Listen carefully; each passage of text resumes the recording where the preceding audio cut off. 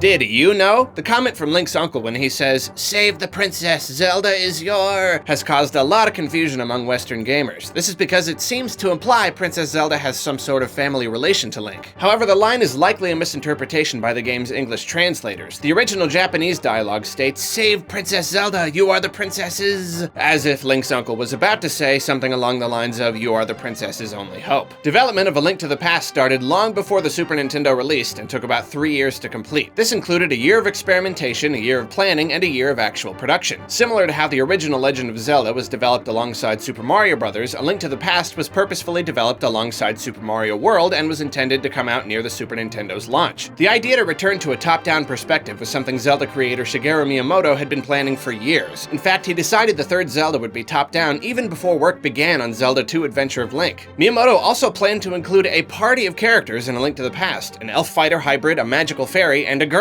This fairy character would have done reconnaissance instead of fighting, but the fairy was ultimately brought forward and used in Zelda 2 instead. In some cases, there's concept art for elements that were left out of Link to the Past. Some concept art for Zelda shows her in futuristic attire. When the original Legend of Zelda was being developed, it was planned for the fragments of the Triforce to be electronic chips, and the entire game overworld would have existed in both the past and the future, with Link being the link between the two times. This concept art could be an indication that Nintendo wanted to revisit the idea and explain why A Link to the Past has multiple worlds. Speaking of which, early in production, the team toyed with the idea of having 3 overworlds in the game instead of 2. However, they feared that 3 worlds might overcomplicate the gameplay and be difficult to implement. There was another story element planned for the game. At one point, the story would have involved the world ending when a large egg cracked at the top of a mountain. Sound familiar? This idea was later used in Link's Awakening for the windfish and its egg at Tall Tall Heights. There were several other elements planned for Link to the Past. One new addition to the series was that Link could walk diagonally. The team originally had Link swinging his sword while facing these diagonal directions as well, but sword swinging didn't feel right at an angle. Diagonal sword attacks were removed, and the team came up with the spin attack to fill their place. The team also planned for wildfires to sweep across a patch of grass if the player lit them with the lantern, an idea that was eventually used in 4 Sword Adventures. The team also wanted to add the ability to dig a ditch with a shovel and bomb the edge of a body of water to expand it. At one point, the player also had to go around testing walls to see if they were destructible. If the player hit a wall with their sword and heard a hollow sound, the wall could be brought down with a bomb. By itself, this mechanic proved to be too cryptic, and small cracks were added to indicate that walls could be broken. Link to the Past is famous for its incredible music, but surprisingly enough, that music gave the development team a lot of trouble. The music originally took a whole megabit of data, an eighth of the entire cartridge. This was a huge amount of music for games at the time, and programmers struggled to compress it all to make room for other data. In fact, the size of the music meant some elements had to be left out of the game entirely. A lack of space on the cartridge, as well as time constraints, are 2 often cited reasons as to why ideas were left out of the game.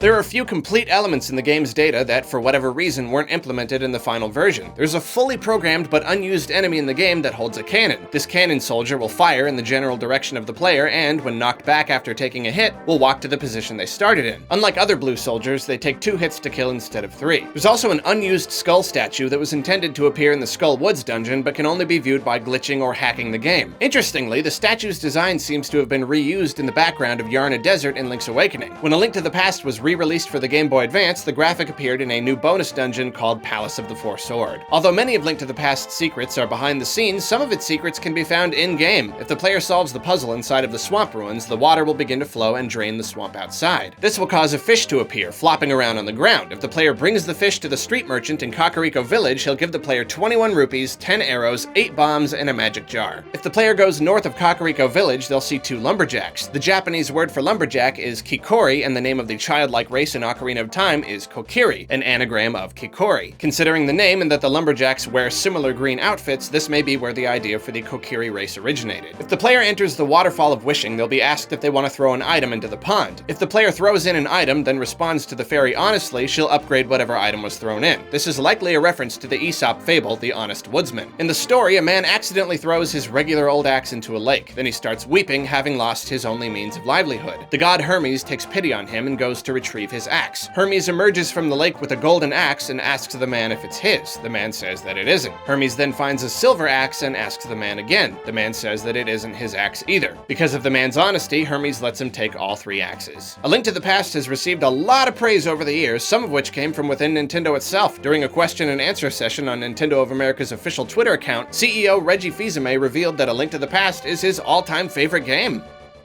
Did you know that Ganon was based on a character from the 400-year-old Chinese novel Journey to the West? Or that Ganon almost wasn't included in Super Smash Bros. Melee? For more Zelda facts, check out the DidYouKnowGaming video on Ganon. Thank you for watching. If you want to check out my videos, my name is Arlo. You can go to youtube.com/ArloStuff or just type Arlo into YouTube and click on the weird blue guy that pops up. See you later!